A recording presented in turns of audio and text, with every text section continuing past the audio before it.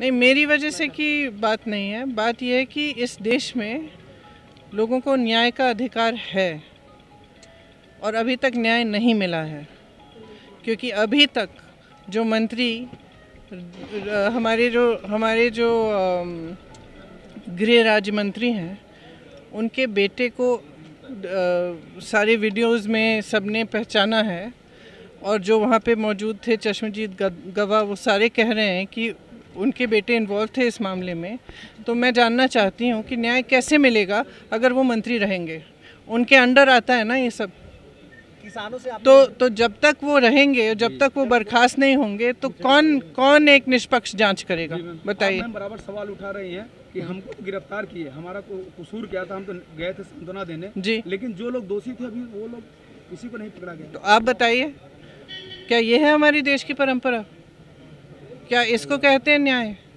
हम सब परिवारों के साथ मिले कल, तीनों परिवारों ने एक ही चीज़ कही, हमें मुआवजा से कोई मतलब नहीं है, हमें न्याय चाहिए, मंत्री को बर्खास्त करना चाहिए और जिसने ये किया है, जो भी अपराधी है, उसको गिरफ्तार करना चाहिए। तो आपने पूरी पुलिस फोर्स अपनी निकाल दी हमें रोकने के लिए, नाकाबंदी हुई, और सिर्फ हमें रोकने के लिए नहीं, लेकिन परिवारों के इर्द गिर्द, उनके गांव के इर्द गिर्द, कि कोई आए नहीं जाए नहीं उसके अंदर। लेकिन आपने अपराधी के लिए कोई पुलिस फोर्स नहीं निकाली। जिस दिन ये हुआ, पुलिस फोर्स कहाँ थी? क्या कर रही थी? क्या पुलिस सिर्फ नेताओं को रोकने के लिए है कि अपराधियों को रोकने के लिए? और मुझे बगैर एफआईआर गिरफ्तार किया, कोई कागज़ नहीं दिखाया, कल तक भी कोई कागज़ नहीं दिखाया, कोई मैजिस्ट्रेट के सामने पेश नहीं किया, जितने भी यहाँ नियम है सारों का उल्लंघन किया मुझे गिरफ्तार करने के लिए, और इनके लिए बस एफआईआर काफ़ी। और इन्होंने अपनी गाड़ी के नीचे 6 लोगों को कुचला है। ये एक लोकतंत्र है, यहाँ न्याय आपका अधिकार है, और इसके लिए मैं लड़ूंगी जब तक ये मंत्री बर्खास्त नहीं होगा, जब तक ये लड़का गिरफ्तार नहीं होगा, तब तक मैं बिल्कुल अडिग रहूंगी, क्योंकि मैंने उन परिवारों से वचन दिया है। तब तक आप यूपी में रहकर ये संघर्ष करेंगी? बिल्कुल। किसानों से कल आपने मुलाकात की, उनका क्या कहना था इस? अभी मैंने कहा आपको, अभी मैंने कहा कि क्या कहना था उनको।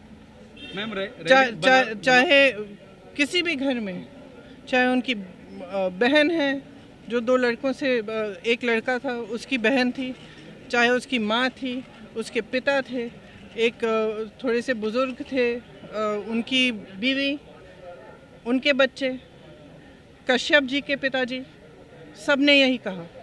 सब ने कहा हमें सिर्फ न्याय चाहिए, क्योंकि जब इस तरह का हादसा होता है और जब कोई इतना प्यारा होता है उसको खो देते हैं ना, तो एक यही क्या कहते हैं, एक यही सहानुभूति होती है कि हाँ चलो, जिन्होंने गलत किया कम से कम उन पर कुछ दंड हुआ, उनको दंड मिला है। लेकिन उनको नहीं लग रहा है, आशा ही नहीं है। पोस्टमार्टम की रिपोर्ट कल जो दी इन्होंने कश्यप जी को, उसमें कुछ पढ़ा ही नहीं जा रहा था, वो फ़ोटोकॉपी की फ़ोटोकॉपी दी है। अब आप बताइए, आप परिवार हैं, पोस्टमार्टम में कुछ पढ़ा ही नहीं जा रहा है। किस तरह की रिपोर्ट है? वो कह रहे थे कि वीडियो दिखा रहे हैं मुझे, ये मेरा भाई है, ये मेरा भाई है, ये गाड़ी के नीचे देखिए, ये मेरा भाई है, ये गिर रहा है। और मुझे सुबह आईजी बोल रही हैं लखनऊ की कि आपको सच में जाना है वहाँ पे, क्योंकि उन्होंने मुझे कहा कि क्योंकि इनको तो मार के, मतलब पीट के इनको मारा है, तो आप सोच लीजिए आपको वहाँ जाना है कि नहीं। और मैं कहना चाहूँगी कि मैंने उनसे पूछा कि मुझे जो 2 बीजेपी के कार्यकर्ता, शायद वो भी मरे हैं, मैंने पूछा कि उनके परिवारों से चेक कर लीजिए, अगर मुझे मिलना चाहें तो मैं आना चाहती हूँ। तो उन्होंने मुझे सीधा कहा कि नहीं मिलना चाहते हैं आपसे। तो मैंने कहा ठीक है, उनको हम मेरी तरफ से भी संवेदना प्रकट कर दी। जाना चाहती थी बीजेपी?